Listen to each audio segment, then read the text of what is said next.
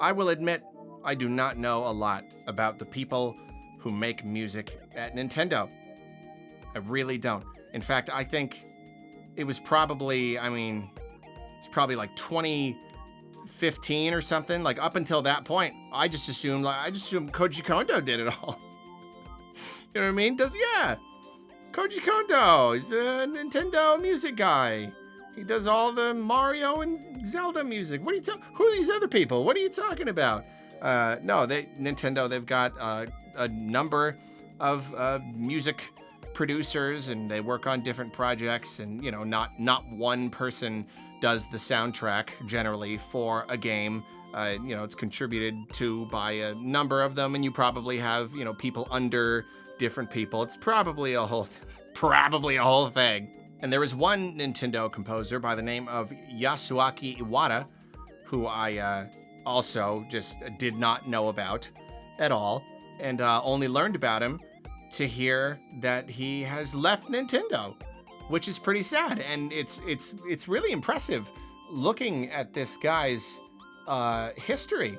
It seems that he got his start working on Super Mario 3D World. Okay, stop you right there. You're sitting down at the job interview or whatever, and you're going through the resume. You're a composer, huh? What's the first major game you worked on? Super Mario 3D World. You gotta be kidding me. To me, IMHO, that is peak Nintendo music.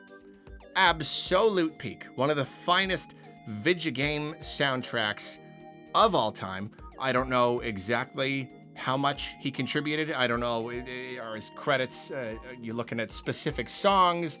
Did he help with some songs? I really don't know. But yeah, no, that's a heck of an item on the resume. And then from there, he worked on a bunch of major Switch titles. He did music for Mario Kart 8 Deluxe, Breath of the Wild.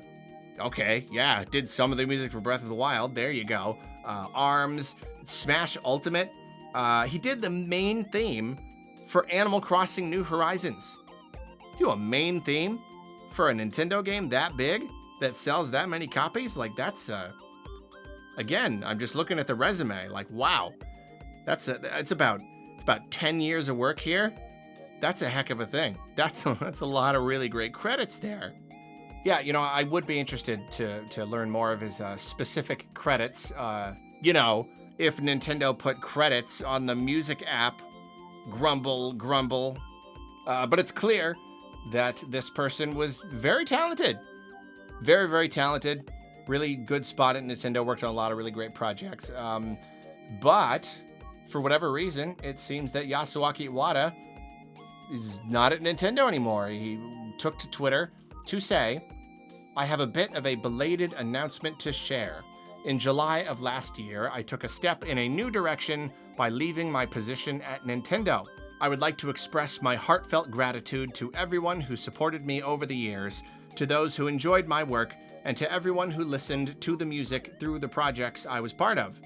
I've been working on new projects since my departure, and I hope to have the opportunity to share some of these with you in the near future. If there are those who would like to continue following my journey, I'd be truly grateful, and I hope you look forward to what's to come. Thank you very much for your continued support." So, no info at all about why he left.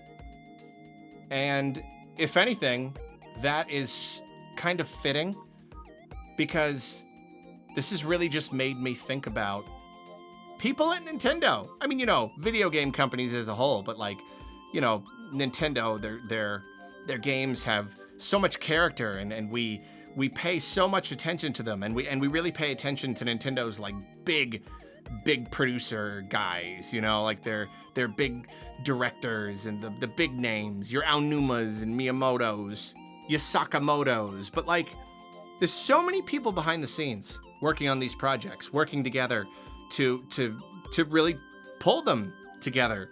And I don't know, it makes me wonder about all these people working on these projects, and who even knows what little individual elements or songs are contributed by these people that we really just don't know.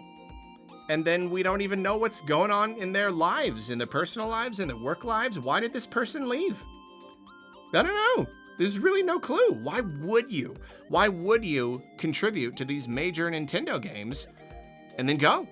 You know, maybe he didn't like working at the company, or maybe he did and he just wants to do his own thing. Now that he's got a good resume, says he's working on new projects, and that's the great thing about this age of social media. You can just follow him. You just follow him right here. Keep up with him. See what he's doing.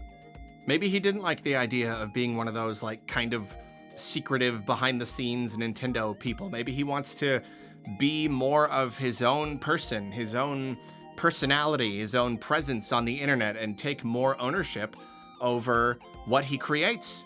You know, I heard that theme from Animal Crossing New Horizons a whole lot of times, and I never knew it was him. I didn't know who made that.